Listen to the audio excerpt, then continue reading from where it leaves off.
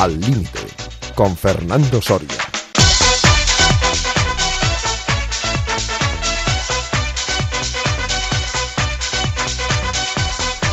Señoras y señores, buenas y muy deportivas noches. En esta ocasión emitimos únicamente en la madrugada de domingo a lunes por la retransmisión en directo del Gran Premio de Fórmula 1 y estamos en una tertulia pues un tanto especial porque están los de siempre, José Luis Llorente, está el profesor López Nombela, está también Chema Buceta, pero tal y como habíamos anunciado y prometido anteriormente aquí en nuestra tertulia, pues se encuentra también un personaje importante del mundo del deporte y concretamente del deporte, dicen, más olímpico de todos.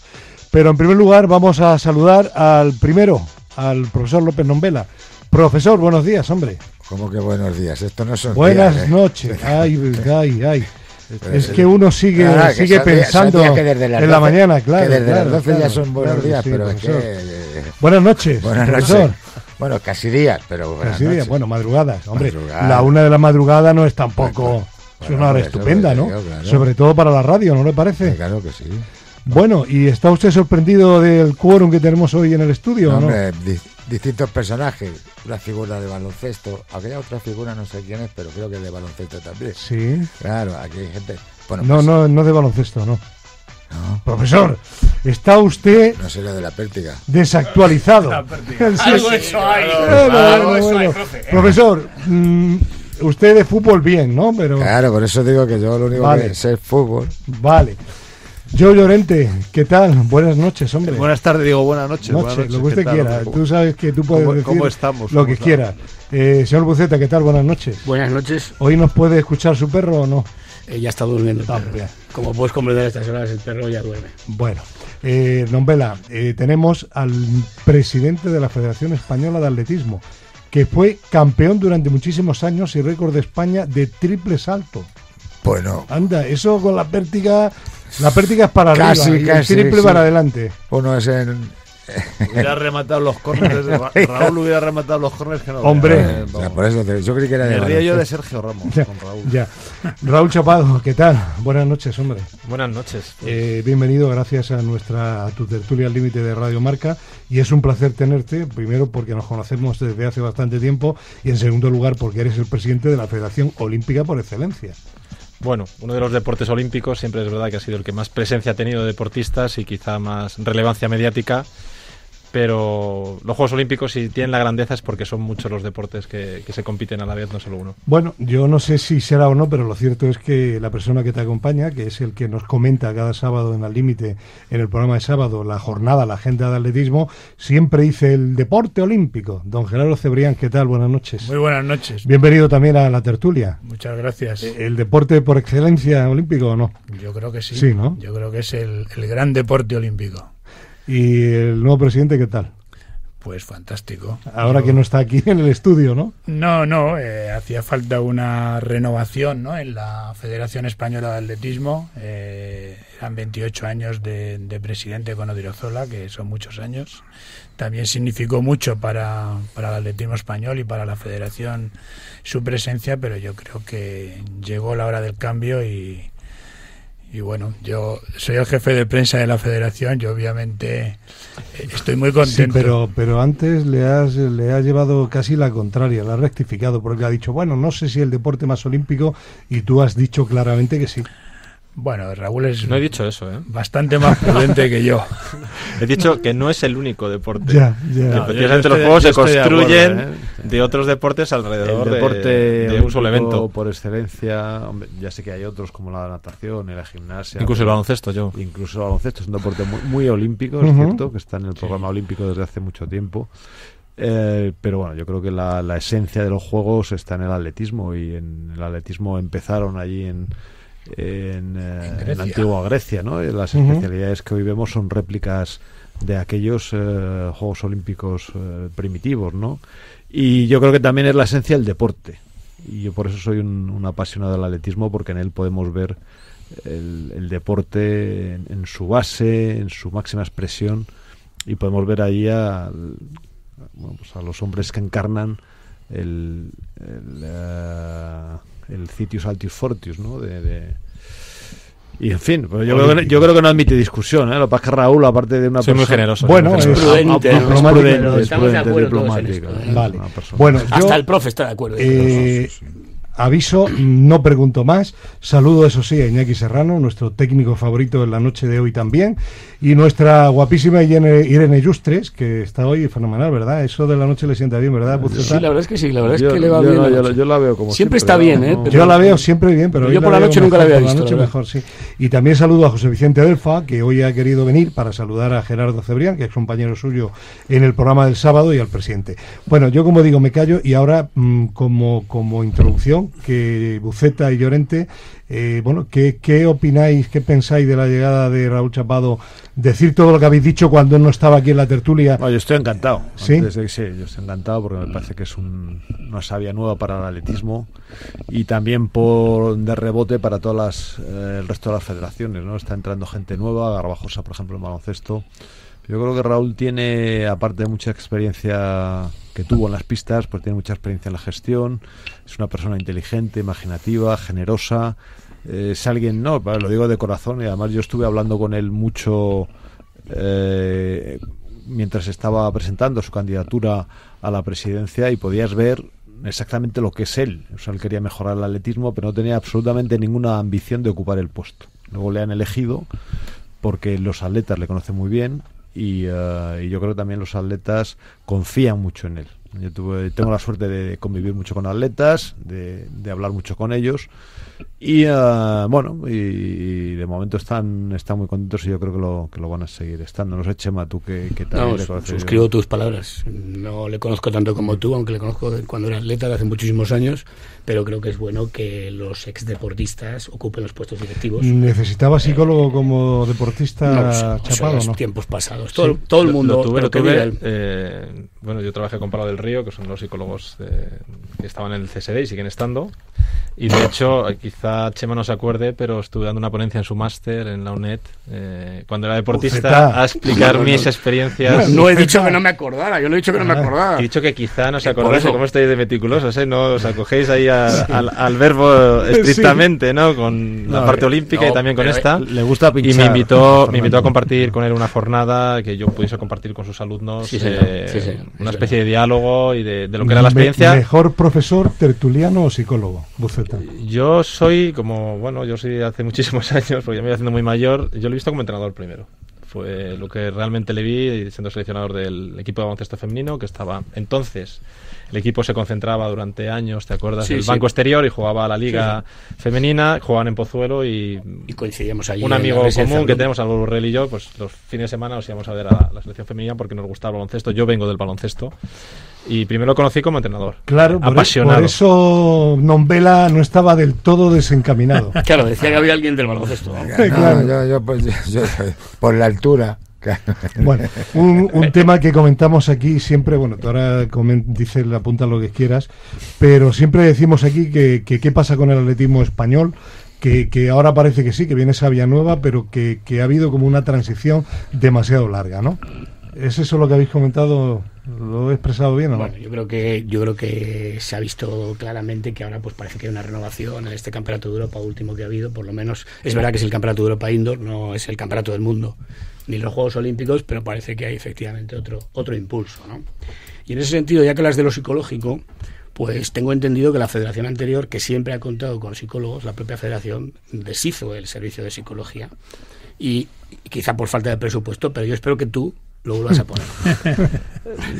Porque ese sería un paso muy importante para los atletas. Ya sabes que todas las federaciones han sufrido pues, una transición económica complicada, momentos no nosotros todos, y ahí se han hecho ajustes un poco a lo salvaje, porque la reducción presupuestaria, no solo en la parte de subvenciones públicas, sino también de las empresas que tenían pocos recursos para invertir, también ha sido. Te voy a decir una cosa, sí es una prioridad, pero me interesa mucho más en el área de desarrollo que en el alto rendimiento. Es decir, creo que hay que trabajar mucho más con la base, sin duda, claro, y crear la necesidad y los hábitos para que cuando ya se llega al alto rendimiento, cuando llegas a un campeonato del mundo, digamos, tengas la posibilidad de haber trabajado esos aspectos que son tan importantes o más que la propia tecnificación, el aspecto técnico o de condición. Al final el campeón lo es por psicología, porque talento tiene muchos, y es verdad que en nuestro deporte el talento prima, pero el saber sacar el máximo y el 100% en cada momento, no son los momentos buenos. Yo siempre digo que el competidor bueno no es el que rinde el día que está bien, ese día es fácil. Ese día sin duda, claro. Es el día que estás mal, el día que esas sensaciones no te acompañan, el día que sabes que no estás para dar el 100%, y el no abandonarte, el superarte en ese momento, para mí creo que tiene mucha más valía. Y hay que trabajar con los jóvenes para que cuando lleguen al alto rendimiento hagan eso. Y por otro lado, esa psicología colectiva, que tú también sabes que es muy importante, de la sensación de que la camiseta nacional no se pone, se tatúa, se defiende, y el compromiso es competir, ni siquiera ganar ni perder, es competir. Y competir con todo lo que significa. Yo ya me he escuchado decir esta palabra: competir en esfuerzo y competir en honor. Es una palabra que se utiliza poco ya en el deporte, y creo que hay que recuperarlo. Es decir, transmitir esos valores, transmitir esa sensación de respeto por el contrario, y también esa sensación de que pueden ser mejor que tú en talento, pero no en esfuerzo. No, sin duda, sin duda. En ese sentido, fíjate que viéndolo desde fuera, a veces es un poco decepcionante, de verdad, en los Juegos Olímpicos ver atletas que han funcionado por debajo de sus marcas, han rendido muy por debajo de sus marcas, y que sin embargo salen muy contentos de la pista. Esto para el espectador realmente es tremendo. Es decir, bueno, no, bien, lo he pasado bien, quería venir aquí y tal. Sinceramente, esas declaraciones de verdad deberían eliminarse, porque creo que dan muy mala imagen, de verdad. El que parezca que vas allí simplemente, pues, vale, porque te lo has ganado, pero son los Juegos Olímpicos. A nadie le regala a nadie los Juegos Olímpicos. No, lo sé, ni entrar a una selección de baloncesto, ni entrar a una selección de fútbol. Esto en otros deportes también, te lo digo, para otros deportes igual, pero en el atletismo quizá destaca más, porque al ser un deporte que sigue mucha gente y es más individual, este atleta que no ha pasado la primera ronda, cuando todo el mundo pensaba que lo iba a pasar, y sin embargo sale contento de la carrera. Depende del nivel que tengas. Bien, pero una cosa es que tú a nivel interno pues tengas esa percepción, y a lo mejor hasta es normal, pues porque lo que sea, y otra cosa es que lo cuentes así abiertamente. Yo creo que también hay que educar a la gente un poco a que en fin, transmita el valor de la excelencia, que es un valor que hay que transmitir. Es decir, no me puedo conformar, tengo que ir al máximo. Y el máximo es pues en la gran competición tengo que dar el máximo. Creo que esto es importante. Yo creo que ese es la primera gran manifestación que hace un atleta cuando acaba de competir y se encuentra en la zona mixta con la cámara de televisión o con los medios. Yo creo que es un momento de los más delicados que yo conozco en el mundo del deporte, y posiblemente sí que haga falta algo de educación en ese sentido, ¿no? A veces las declaraciones, tú intentas decir algo, no te salen las palabras, y a lo mejor se pueden también interpretar mal. No, pero yo entiendo a Chema, lo que quiere decir es que al final que lo haga uno no pasa nada, pero cuando hay una sensación colectiva es no, sobre todo desde el punto de vista de muchos espectadores que no conocen el deporte por dentro. O sea, quiero decir, yo que estoy allí, pues ya sé que cuesta mucho clasificarse para los juegos, que es muy difícil repetir la marca, que a veces tú has hecho una marca extraordinaria en un día extraordinario, con unas condiciones de altitud, de viento, etcétera, etcétera, especiales, y que eso no se vuelve a repetir, ¿no? Y además, pues muchas veces también los atletas hacen esfuerzos para conseguir la mínima, y luego es difícil repetir otra vez la curva de... Pero bueno, eso enlaza un poco con lo que dices tú, honor y competir y tal, lo que estás diciendo. Pero la gente que está... Yo no quiero salvaguardar cuando la gente dice, yo insisto, participar es una cosa y competir es otra. Claro, y competir es intentar, o al menos intentar dar el máximo del nivel que tienes en ese momento, no te puedes conformar. Y además, yo siempre lo digo, más allá de las declaraciones, cuando tú vas a una competición, a mí me ha pasado, lo he hecho muy bien y también lo he hecho muy mal, pero esa noche que nadie se acercase, porque es que era lo más insoportable, es decir, no había conformismo por ningún lado, como la mayoría de los compañeros. Pero también os digo una cosa, el atletismo que decís que es el deporte universal, es que a los Juegos Olímpicos de 10.000 atletas, más de 2.000 son atletas, deportistas, digo, son 10.500, son atletas. ¿Por qué es el deporte más universal? Porque hay 214 países, y porque se produce una cosa que no se produce en ningún otro deporte, que los países más pobres en PIB, Etiopía, Kenia, están arriba en el medallero. Sí, sin duda. Y que hay campeones olímpicos de Granada, de Uganda, de Mozambique, es decir, que son países donde no tienen ni casi infraestructuras, ni entrenamiento, ni recursos. ¿Por qué? Porque es un deporte realmente universal, donde se practica en todo el mundo, y donde en cualquier sitio donde nazcas, si naces con talento y te esfuerzas, puedes llegar a tener una... pero eso sin duda, yo creo que eso nadie lo pone en duda. Está claro que es el deporte que es más difícil conseguir una medalla, yo creo que eso es obvio, ¿no? Quizá con la natación, ¿no? Seguramente, ¿no? Yo he visto llorar en la zona mixta a atletas, es muy duro, claro. Les he visto competir, les he visto enfrentarse a pues no sé, recuerdo etapas en la selección española en la que venían 30 o 40 medios. Acabas de competir, lo has hecho rematadamente mal, te enfrentas allí a 10, 12 micrófonos, a un montón de periodistas de prensa escrita tomando notas y derrumbarte y llorar.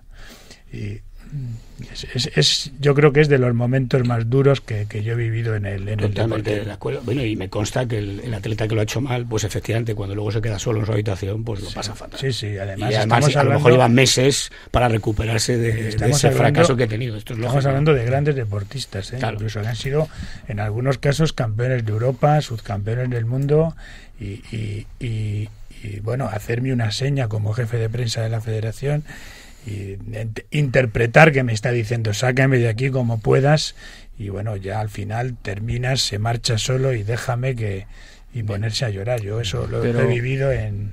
Sí que me gustaría resaltar una cosa, es decir, nosotros estamos aquí, bueno, juzgando, ¿no?, la actitud del deportista en algunos momentos, y yo creo que no es un mal del deportista o del atleta en este caso, es un mal del sistema, es decir, y de la propia federación y de los entrenadores, sí, está y de claro. aquellos que están en el entorno que dicen no pasa nada, tal, no, yo creo que es decir, no pasa nada, pero el compromiso tiene que ser ese, competir. Y nadie nos va a explicar, y a los que hemos pasado por aquí, que hay veces que te has dejado el alma todo el año, que vas con la máxima ilusión, a veces incluso demasiado, y eso también hace que compitas mal y que hagas una mala actuación. Pero no puede ser la generalidad de un equipo de 60. En la competición más importante no puede ser que estés en las peores marcas del año.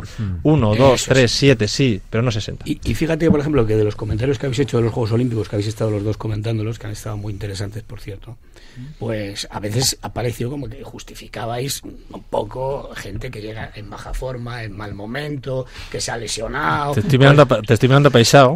Cosas así. Porque me he ganado algunas enemistades de compañeros míos de equipo precisamente por decir que era una mala actuación, y algunos incluso me han dejado de hablar. Sin embargo, la sensación que he tenido ha sido la contraria, ¿no? Es decir, pero vamos, no digo que haya estado mal que lo justifiquéis o no lo justifiquéis. Lo que está mal es que el atleta no llegue a los Juegos Olímpicos en su mejor momento de la temporada. Es verdad que puede pasar esto de las marcas mínimas, a lo mejor hay que conseguirlas antes o algo así, pero es que los Juegos Olímpicos son los Juegos Olímpicos. Un atleta debería llegar en su mejor momento. Debería ser así, ¿no? El equipo de baloncesto ha llegado mal a veces, y en Barcelona el masculino pues pendíamos con tal. Pero que aquí hablamos de atletismo, ¿no? Podemos hablar de otros deportes, pero en cualquier deporte debería pasar eso. Pero el atletismo, Chema, yo que he practicado, aunque he sido atleta aficionado, y te marca, o sea, cual mínimo contratiempo que en otros deportes no tiene ninguna importancia, o sea, en atletismo, vamos, te aleja de la mejor. Pero que le pase a muchos ya es otra cuestión, ¿no? Bueno, vamos a ver, para cerrar este tema, que yo creo que estamos perdiendo mucho de baloncesto. Una cosa es la percepción que lo que decías tú, que a mí me parece interesante, el hecho de que un atleta detrás de otro de esa impresión, y otra cosa es que luego pues particularmente pues pueda ocurrir eso, porque efectivamente un pequeño dolor que a un futbolista no le impide jugar la final de la Champions y meter 3 goles, claro, a un atleta le saca de vamos, y le manda al puesto 40. Así es, Chema. No dudo, oye, que yo estoy en el deporte también, que conozco muchos atletas. Te quiero decir que quiero decir que es mucho más difícil. Pero bueno, cambiando un poco de tema, yo le quería preguntar a Raúl, porque vengo con esa inquietud, aunque ya he leído algo al respecto, del último campeonato de Europa que hemos visto, y de los Juegos también, que hemos visto muchas caras nuevas. ¿Por dónde ves tú que el atletismo español nos va a seguir emocionando como durante todo? O sea, porque parece que hay nuevas figuras que por lo menos, visto el nivel mundial te pegan a la tele, que hay ahora mismo, creo que a ver, siempre hay gente, ¿no? Es decir, tenemos el caso de Bruno Hortelano, que es una eclosión el año pasado, tiene una probablemente también por la actitud, no solo por quedar campeón de Europa o estar a punto de meterse en la final de 200 al lado de Bolt, ¿no?, que es la gran figura del atletismo mundial.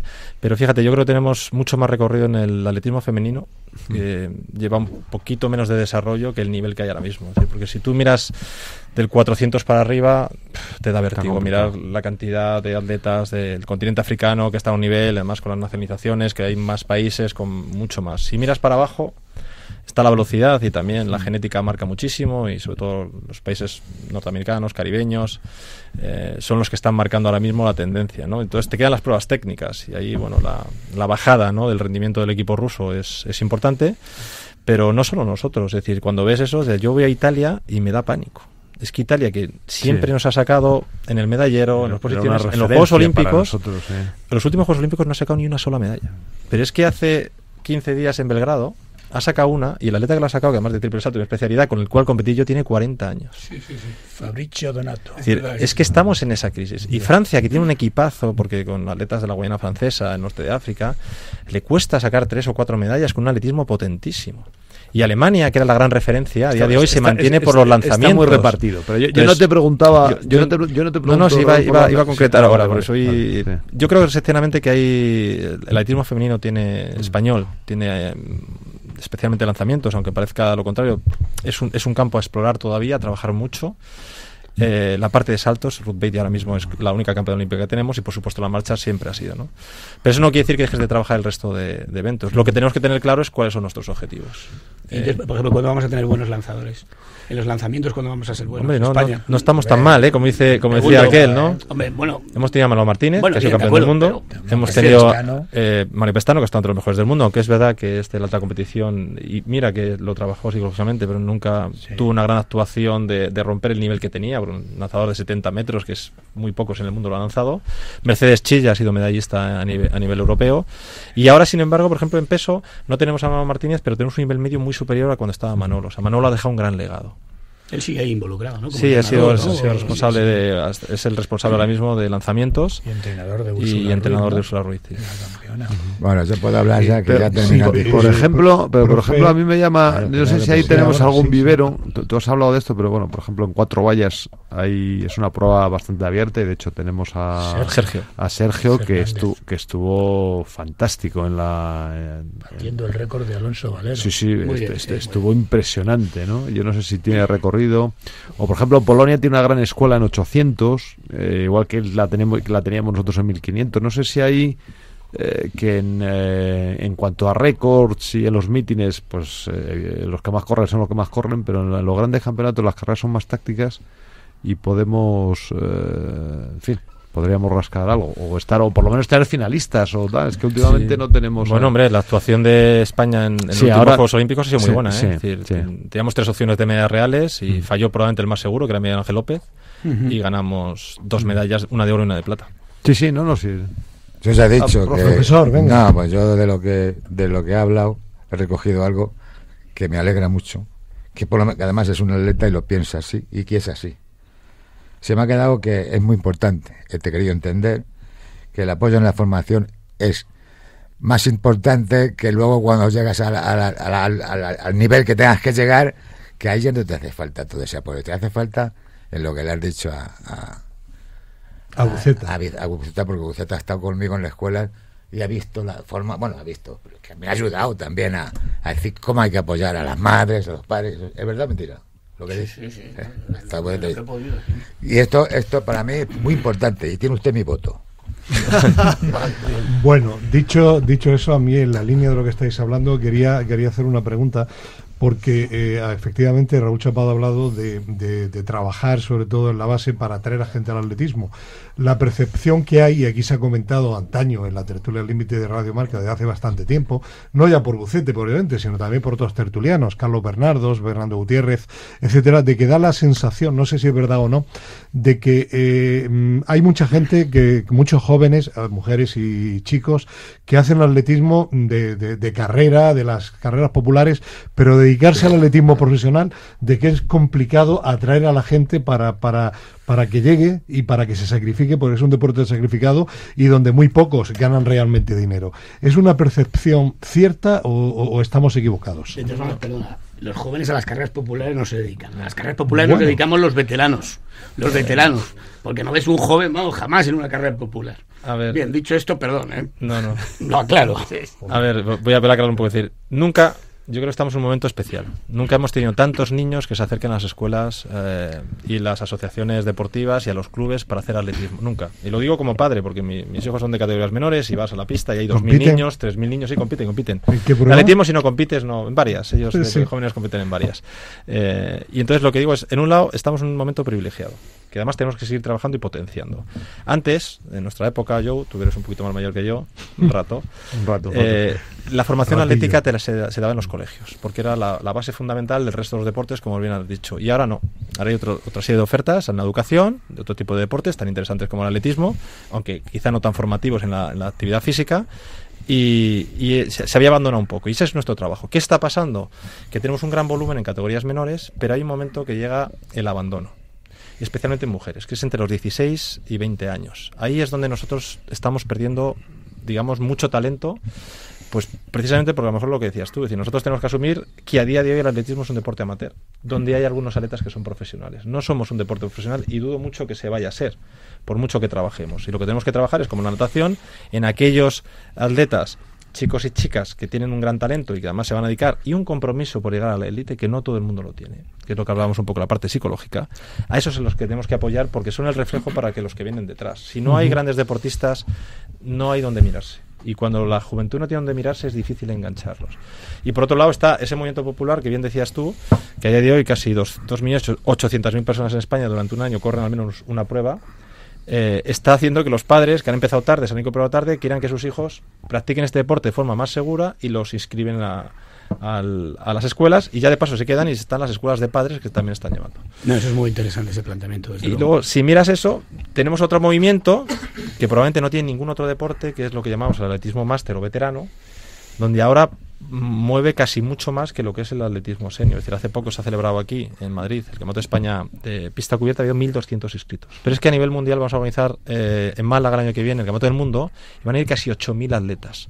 8.000 atletas que además arrastran a toda la familia, porque como es de los 35 hasta los infinitos años, pues si viene un señor japonés a correr con 80 años, un 1.500, viene con la familia, viene con los nietos, le quiere ganar una medalla, y entonces además tiene un impacto económico muy importante. Y eso es un movimiento que no existe más que en atletismo, existe en otro lado, digo, de ese volumen, 8.000 participantes. Un poquito en el tenis también hay veteranos, pero no tiene ese volumen. 8.000 participantes. Desde luego es fascinante esto. Es curioso, sí. Pero los campeonatos de España con más participación son cadetes y juveniles, y luego veteranos. Por cierto, que el año que viene el europeo de pista cubierta es en Madrid, en el 2018. Buena noticia. Y el Mundial de Aire Libre en Málaga. No, disculpa. No, este carácter amateur que has dicho con algunos profesionales me parece muy buena definición, porque incluso para los entrenadores también, muchos entrenadores son amateurs, ¿no? Realmente. Ahí tenemos una gran... Yo creo que ahí el atletismo estamos muy por detrás. Es decir, nuestras estructuras de clubs, nosotros somos un deporte altruista.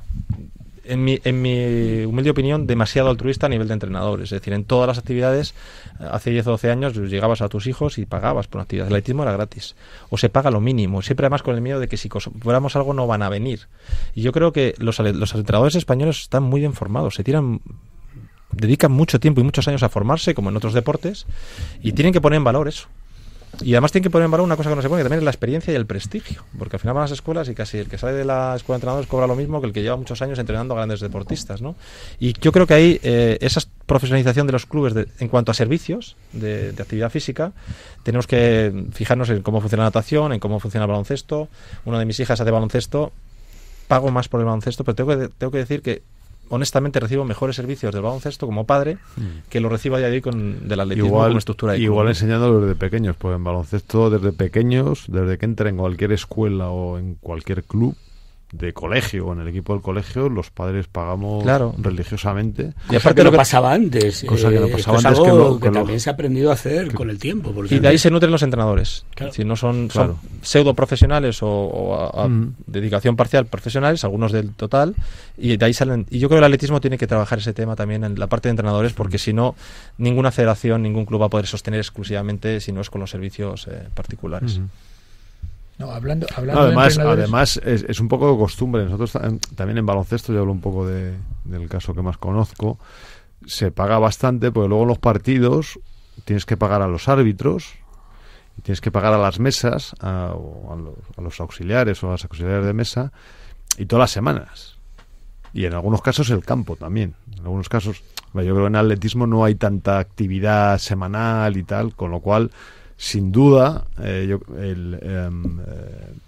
la costumbre de que los padres vayan pagando porque es necesario, y además yo creo que no habría quizás que pagar tanto, ¿no?, como se paga en baloncesto, ¿no? Bueno, no lo sé. Pero esto es algo que hay que instaurar. Una reflexión. Hay que instaurar, porque por ejemplo en el baloncesto yo nunca he entrenado un equipo en el que los chicos pagaran. Cuando entrenaba en colegios, en mi primera etapa, los jugadores no pagaban, pagaba el club, pagaba tal. ¿Pero era redondo el balón entonces, Chema? Bueno, la verdad es que todavía no del todo, se parecía un poco al de rugby, pero sin embargo ahora, claro, los hábitos han cambiado, porque claro, en el baloncesto, por ejemplo, hay muy pocos entrenadores que no cobren dinero.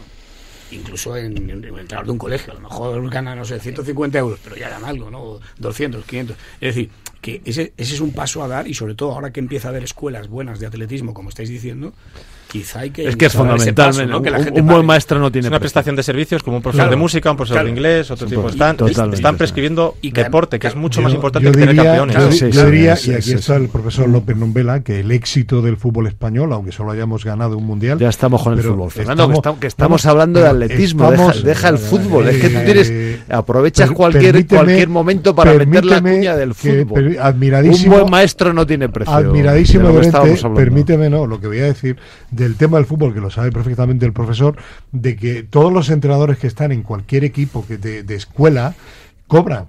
Y al cobrar hay profesionalidad, y al haber profesionalidad España está sacando jugadores de un nivel impresionante continuamente. Yo creo que eso es importante, que es lo que estáis comentando, que tiene que haber entrenadores y entrenadores que puedan, si no vivir, que puedan tener una remuneración para que se dediquen adecuadamente. Claro, es que tú no puedes obligar a un señor que venga 3 días en semana, 4 días, y luego el día de la competición, y esté educando desde las 5:30 de la tarde que salen los niños del colegio hasta las 8 que se van. Y por lo menos son voluntarios, porque eso es lo que se les da, es para sus gastos de su coche, de llegar y 250, 200. Pero se paga, antaño no se pagaba nada. Claro, pero Gerardo quería intervenir. Sí, no. Yo es que, hablando de entrenadores, tenía una pregunta para Joe, porque un gran entrenador, que tú conoces muy bien, Paco López, me dijo que tú hubieras sido un gran atleta, y especialmente en 400. Me dijo que en cierta ocasión te dijo que si querías correr una vuelta a la pista, 400 metros, y creo que me dijo la marca, como 48 segundos. ¿Es una leyenda o...? Es una leyenda. Es una leyenda. Es una leyenda 47 en sí mismo. En realidad fueron 47. No, 49, corrí 49. 49, sin entrenar. Bueno, hombre, entrenando lo que entrenando para baloncesto. Sí, entrenando para yo de baloncesto, yo al baloncesto no jugaba tiempo muy bien, lo que pasa es que era un gran atleta. Efectivamente. Luego ya ese era su punto fuerte. Con el tiempo fui aprendiendo y tal, y ya está. Pero era su punto. Tenías un gran preparador físico, Paco López. Sin duda. Cuidado, como he sido el único que te he visto correr yo, voy a levantar una lanza a tu favor. Y estabas ese día, el día que dio la vuelta. No le he visto entrenar muchos días, y no solo esa vuelta, sino muchas series de 300 y de 500. Y sobresalía sobre el resto del grupo, especialmente por su zancada, ¿no? Y por eso quizá el gran Paco López, que ha trabajado con grandes cuatrocentistas, saltadores, y también con grandes jugadores de baloncesto, siempre decía, porque la sensación que daba es que corría como un corredor de 400 y tenía grandes marcas, es verdad. Pero la importancia que hablamos de los entrenadores, Paco López, el que estamos hablando, bueno, no voy a decir todos, pero casi podría decirlo, ¿no? Porque, en fin, tampoco me gusta ponerme en el lugar de los demás, pero la gran mayoría de los jugadores que entrenamos con Paco López y nos daba duro, nos daba muy duro. Me consta. Le tenemos un enorme aprecio por todo lo que nos ha enseñado, no solamente para el deporte, para el atletismo, sino para la vida.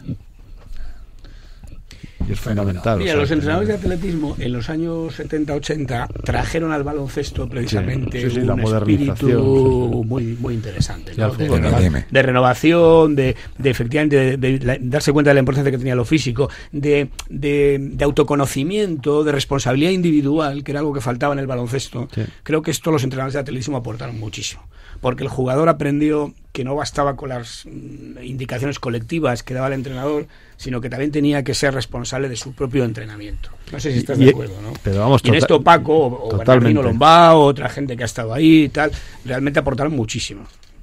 Hasta tal punto de que una de las frases que me gusta a mí decir cuando me dirijo a un auditorio respetable, como es el caso, es que el baloncesto es también un juego individual para el jugador, es lo que estabas tú comentando. O sea, y esto vale para todo el mundo. O sea, para todo el mundo, en cualquier faceta de la vida o cualquier tipo profesional que sea. El que se tiene que preocupar principalmente de ti mismo eres tú. Y eso viene del atletismo. O sea, a ti el equipo, la empresa, la organización, etcétera, te puede conceder unos campos de actuación, unas mejoras, etcétera. Pero si no es tu propia ambición y tu propia forma de ser el que busca más allá de todo lo que te dan los campos de mejora y cómo lograrlos, pues nunca vas a salir de, sin duda. Un poco de la mediocridad. Y aunque no quieras que hablemos de fútbol, simplemente comentarte que en el fútbol ha pasado lo mismo. Cuando yo estaba en el Madrid, recuerdo, por ejemplo, los preparadores físicos que concienciaban a los chicos de que tenían que ir al gimnasio a trabajar, a mejorar la fuerza, por ejemplo, cosas así.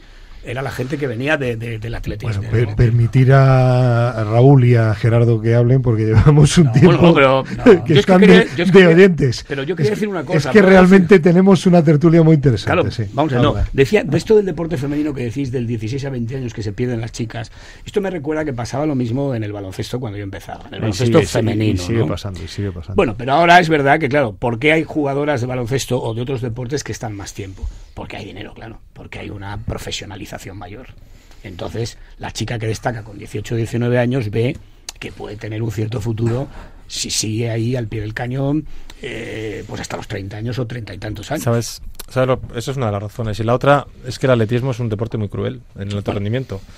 Porque sigues compitiendo con gente que hace tiempo que se ha retirado. Y tu juez no es el ojo de un entrenador, ni tu juez es una cosa que no se puede alterar, que es el cronómetro y el metro.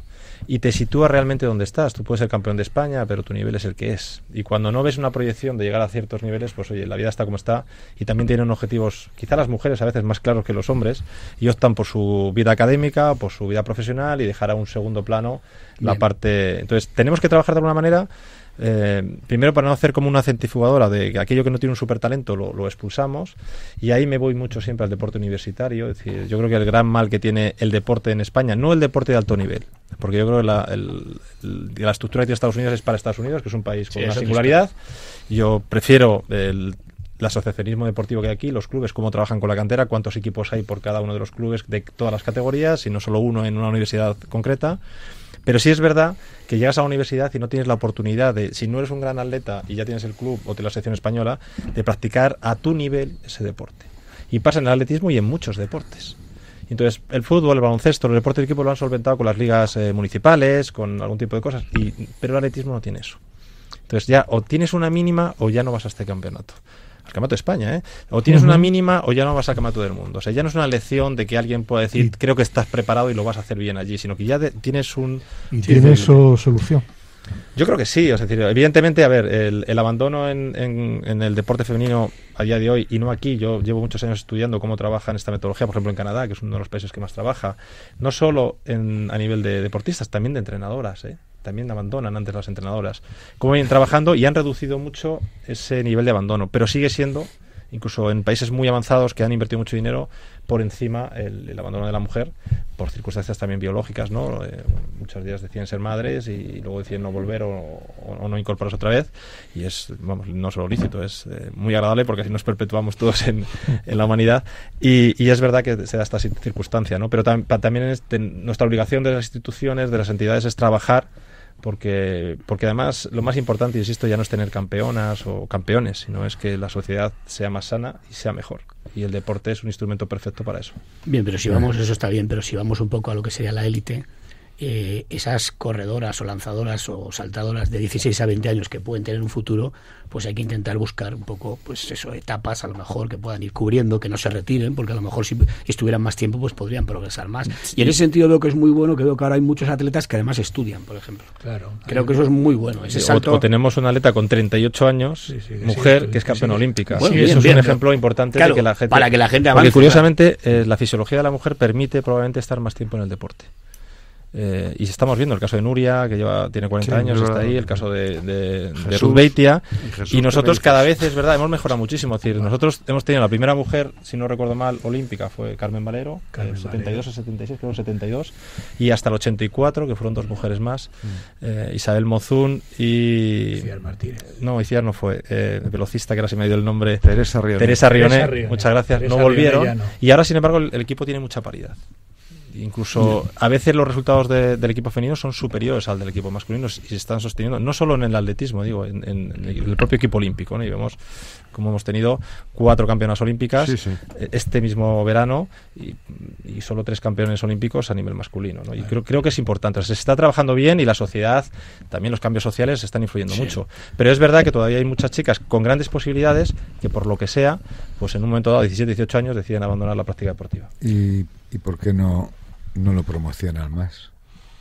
Aunque nada más que sea que alguien arrime algo de la seguridad social, de sanidad, para que ahora se lo voy a explicar también, para que aquellas personas estén creciendo en el deporte, se estén ocupando de eso y no están ocupándose de otras cosas. Pero habrá que hacerles promocionar, que se los vea algún día en la televisión, toda esta gente. Es que hay cosas... Estamos trabajando en ello. Y además luego pues algún tipo de estimulación, por yo qué sé, pues vamos a llevar a Estados Unidos o a Albacete. Y aquellas criaturas... Albacete es tan interesante. Porque y el crío o la cría, dependiendo de la edad, pues mira, si doy la marca, no sé cuál, 9, no sé cuánto, lo que sea, si doy esa marca, pues nos van a llevar. Le voy a decir por qué. Ahora nosotros tenemos, y yo no soy aquí el que tengo que insertar nada, pero tenemos hasta el mes de abril tenemos equipos de Estados Unidos, de los colegios, que entran desde Estados Unidos y Canadá también. A través de una empresa muy grande del deporte, pues vienen a nuestros campos y los tenemos acogidos ahí. Y vienen por eso, vienen a hoteles, vienen funcionando como si fueran, a ver, pues bien, y están tan a gusto y tan contentos. Claro, se van y estudian más y resulta que están viniendo todos los años. O sea, porque esos lo tienen ahí como una cosa de estudio y tal, y pues ya, o si ganan, porque salen futbolistas, hay mujeres y hombres, y están viniendo, estoy hablando desde infantiles. Bueno, en todo caso, lo que decía el profesor y lo que comentabas anteriormente, Raúl, y lo que decía Gerardo, yo creo que al final es un problema de dinero.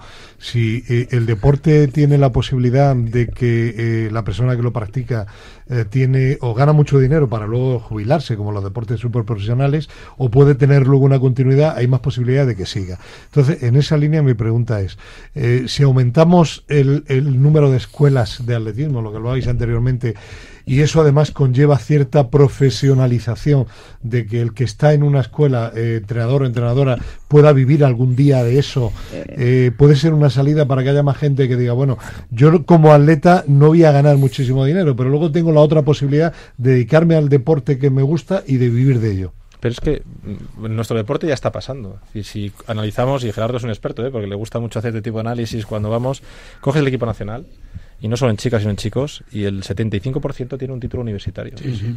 Incluso tenemos ejemplos del propio Bruno Hortelano, ahora tenemos un chico que se llama Adrián Vallés, que es de Pértiga, con un nivel Pértiga, le acaban de dar uno de los premios más prestigiosos en la NCAA, no solo por su nivel deportivo, sino por su nivel académico, que es español, y está toda la familia muy contenta. Es decir, ya nos está pasando. Es decir, la gente, cuando yo llegué a la Blume, siempre digo lo mismo, éramos 2 en la biblioteca, y cuando me fui de la Blume 15 años después, la biblioteca estaba llena. Y es una cosa realmente que está pasando ya. Es decir, por suerte, la gente ha tomado conciencia, estas situaciones de crisis también te obligan a reflexionar como sociedad, pero hay una cosa que has dicho que hay que tener, digamos, precaución. Yo no hace muchos años leía un informe que además era una consultora extranjera, que le preguntaban a los jóvenes españoles quién eran los personajes más importantes para ellos. Y si no recuerdo mal, me parece que eran Nadal, Alonso e Iker Casillas. La segunda pregunta es qué valoraban de ellos. Y la respuesta era el dinero que ganaban. Ya. La motivación del deporte no debe ser esa. Y no debería. No debe ser esa. Otra cosa es que nosotros tengamos que ayudar a aquellos deportistas que tienen más posibilidades de dedicarse profesionalmente, o al menos profesionalmente, o al menos en la élite, ¿no? Y que las medidas del Estado también en mujer y deporte. Yo creo, Raúl, yo creo que este es un problema que tenemos de percepción social y de valores sociales. O sea, hoy en día todos los medios de comunicación, lo que resaltan de las personas, sobre todo, es el dinero que ganan, claro. Cómo viven, las fiestas que hacen, las casas que tienen, etcétera, etcétera. Y hay programas, publicaciones, etcétera, cuyo fundamento es este. O sea, no tenemos en primera página a los médicos, a los investigadores, no. O sea, entonces, los jóvenes que ven esto, y bueno, yo lo puedo detectar porque también tengo hijos jóvenes, muchos sobrinos jóvenes, los amigos con los cuales tengo cierto contacto también de mis hijos, etcétera.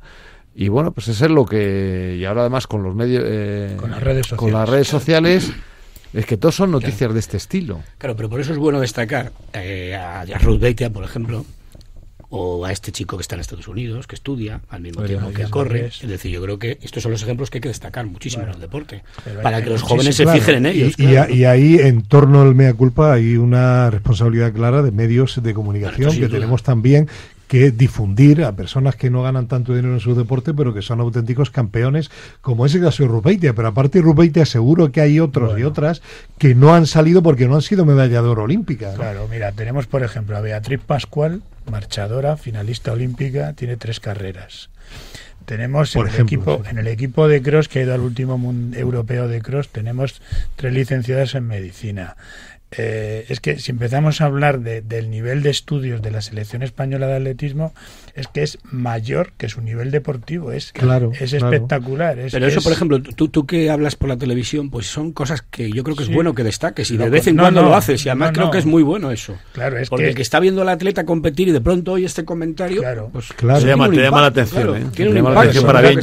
Que la gente no conoce y entre otras cosas, porque vivimos en un mundo donde el deportista, más allá de sus resultados, digamos que genera la pasión, la atracción por la historia que trae detrás. Claro, por eso. Los deportistas sin historia, solo con resultados, son menos seguidos, y además eso está comprobado. Y los medios de comunicación siempre nos dicen, queremos las historias de los deportistas. Sin duda. Y ya terminando sobre este tema de la remuneración, no sé si fue ayer o antes de ayer, veía un programa de entretenimiento con exjugador del Real Madrid y me llamó la atención Mitchell, que dijo una frase que dijo: daría todo el dinero que he ganado, todo lo que tengo en la vida, menos mi familia, por volver a sentir lo que sentía jugando al fútbol a ese nivel, ¿no? Eso lo ha dicho, eso se lo he oído varias veces. Y es una frase que te hace reflexionar, porque realmente todos los que estamos aquí, que hemos practicado a nivel entrenador, a nivel deportivo, incluso a nivel muchas veces también en los medios de comunicación, buscas eso, es decir, lo que daría yo por volver a sentir lo que sentía en esos momentos, ¿no? En los Juegos Olímpicos, en el Campeonato del Mundo, batiendo ese récord de España o ganando aquella medalla. O corriendo lo que corría yo antes. Sí, es verdad. Claro, pero ¿quién no daría todo por volver a empezar? Yo creo la sensación. Yo creo, y aquí hay un psicólogo, que eso es un error también de educación, porque yo creo que tenemos que acostumbrarnos los humanos a que en cada etapa de nuestra vida hay que buscar un aliciente diferente. Eso sin duda. Y el aliciente puede ser, si te gusta el deporte, que la satisfacción de crear un campeón del mundo. Yo creo que el entrenador de Rupeitia tiene que estar tremendamente satisfecho, aunque no haya ganado la medalla olímpica él. Ahora, el deportista, después de competir profesionalmente, yo creo que sigue teniendo todavía un problema, ¿no? En general, y es que hay que buscarle una motivación en el resto de su vida. La motivación que, por ejemplo, ha tenido y sigue teniendo José Luis Llorente, escribiendo un libro. Yo creo que no. Cada vez menos. Bueno, te agradezco la cita de espíritu de remontada, empresa activa que va a jugar. Pero yo creo que hoy en día el deportista moderno, si exceptuamos fútbol y si acaso un poco el baloncesto, ha sufrido enormemente, como muchas otras capas del resto de la sociedad, la crisis. La financiación del deporte ha caído hasta límites bajísimos y hoy es muy normal que todos los deportistas pues estudien, o prolonguen su carrera deportiva, pero que tengan puesta esa visión en el futuro, porque lo ven, hablando de esa visión y hablando de lo que estábamos comentando de la satisfacción, Raúl, tú te seguirás acordando seguramente de cuando fuiste campeón de España o atleta olímpico, pero ahora que tienes un reto diferente, que es el de ser presidente de la Federación Española de Atletismo, ¿te produce una sensación al menos parecida interiormente a cuando eras atleta o no? Tengo que decir que soy un afortunado en la vida, y soy afortunado porque yo dejé el deporte, y hay una cosa que hemos hablado que además es muy importante. Incluso ahora con estudios tienes el mismo problema que tiene el resto de la juventud, es decir, que tienes los estudios pero no tienes dónde colocarte, con una diferencia: que nuestros grandes deportistas se retiran ahora con 34 o 35 años y no tienen ninguna experiencia acumulada, y es difícil recolocarlos, incluso con una preparación académica en idiomas como está. Por cierto, Llorente es licenciado en Derecho, quede claro. Aunque no lo parezca. Y lo que decías es verdad, es decir, yo he tenido la suerte de estar involucrado en grandes proyectos. Yo siempre digo que mi vida está llena de proyectos, no de carrera en estabilidad. Nunca he tenido una zona de confort. Candidaturas olímpicas, la empresa, ahora este reto que para mí es maravilloso, y yo, digamos que nunca me han dejado de brillar los ojos. Y hago una cosa que he hecho siempre, es decir, para mí la filosofía mía de vida es de alto rendimiento. Yo no vengo aquí, como decía, es verdad, no tengo ningún afán por ocupar ningún puesto, pero sí tengo esa sensación de que tengo que hacer lo mejor que pueda, la misma que tenía cuando me ponían un pasillo de triple para saltar.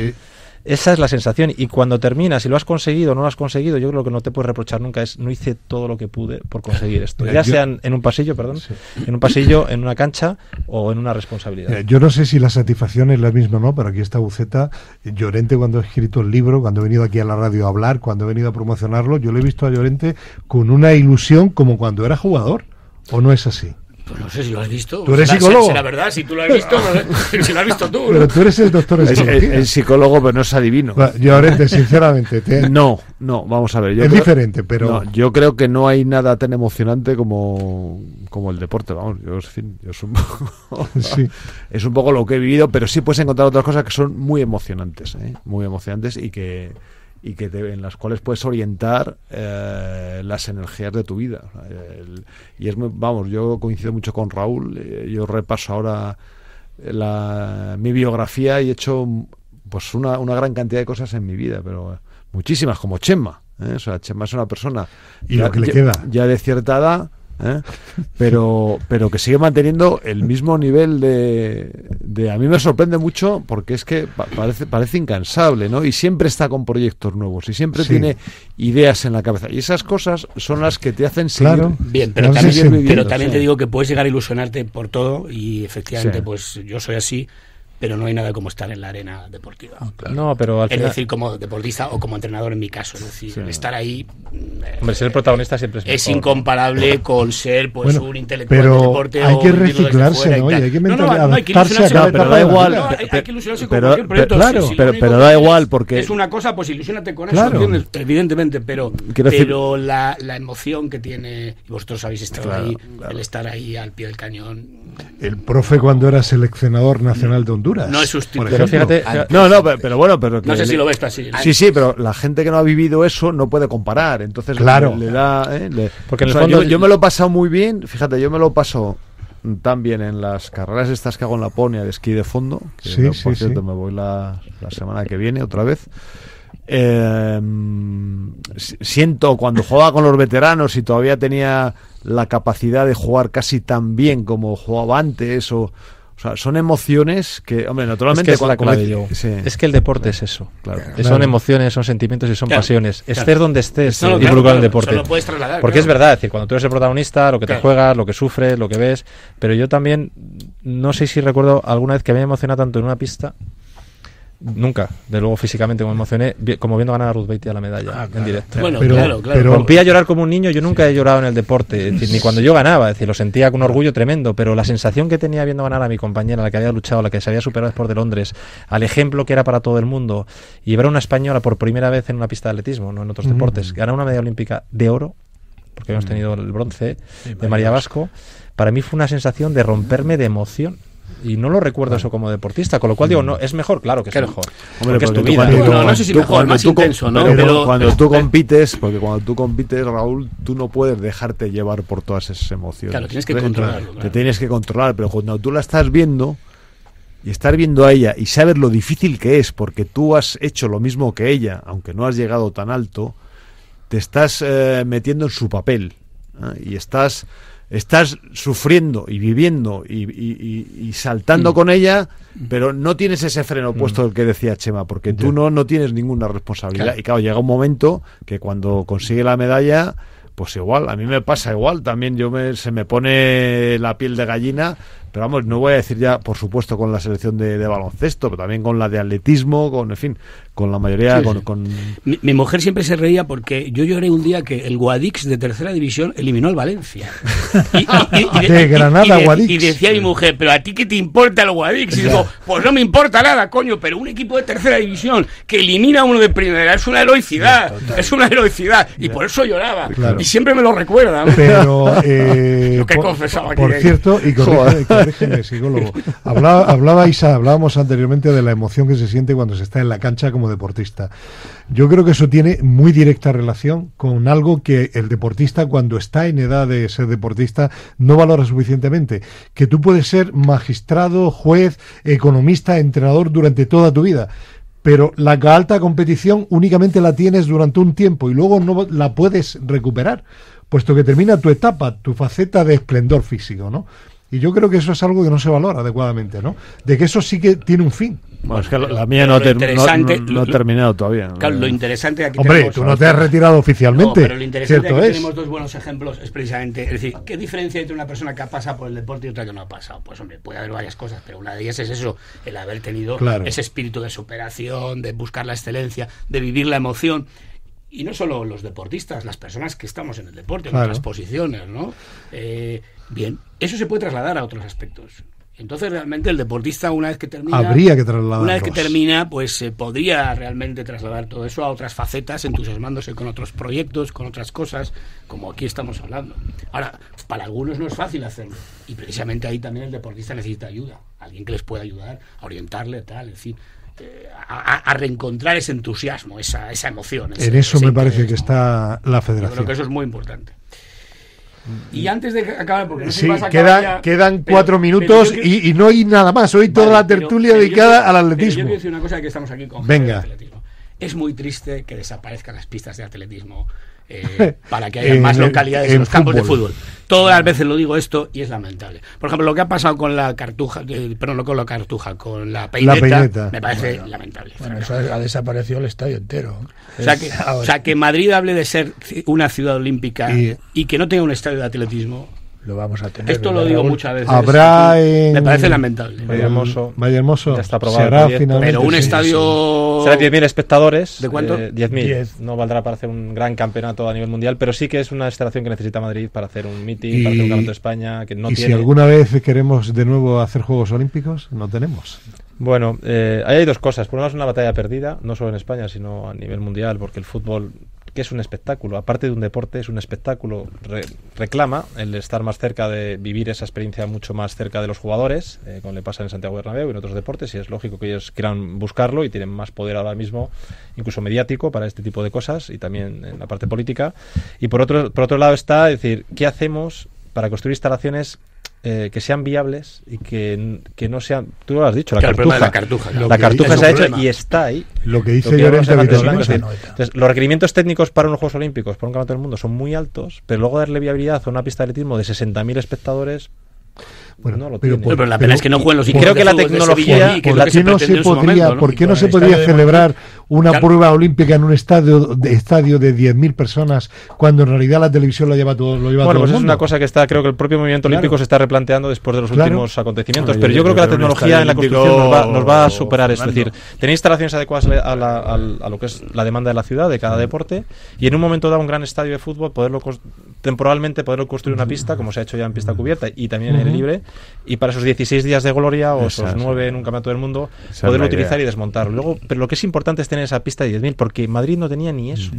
Madrid, a nivel de pistas de atletismo, está peor que todo el cinturón. Es decir, en Móstoles, en Leganés, en Tres Cantos, Moratalá, tienen mejores Más, pistas. Alcobendas, el campeonato de España es en Alcobendas. Resumirlo diciendo que es la única capital de un país de la Comunidad Económica Europea que no tiene estadio de atletismo. Lo tendremos pronto. Bueno, tendremos, y de hecho haremos el Campeonato de España probablemente, ¿verdad? En el 2018, en el 2019 en Vallehermoso, porque el ayuntamiento es un proyecto aprobado ya en marcha. Es un proyecto aprobado, y además Vallehermoso es un emblema, ya lo sabes yo, para el atletismo español. Queda minuto y medio. Raúl, Gerardo, ¿queréis añadir alguna cosa que no os hayamos preguntado? La verdad que ha sido una tertulia enriquecedora, ¿no? Sí. Porque no hemos hablado solo de atletismo, yo creo que hemos hablado de atletismo desde el punto de vista de lo que supone. Claro. Pero visto los últimos acontecimientos que ha habido, ¿no? Que a mí no me parecen tan malos que se alarme, porque al final creo que es que en el deporte, en el atletismo, pero también en los otros deportes, hablamos siempre de educación en valores y creo que es un error. Creo que hay que educar con valores. Y la diferencia entre en y con es la ejemplaridad.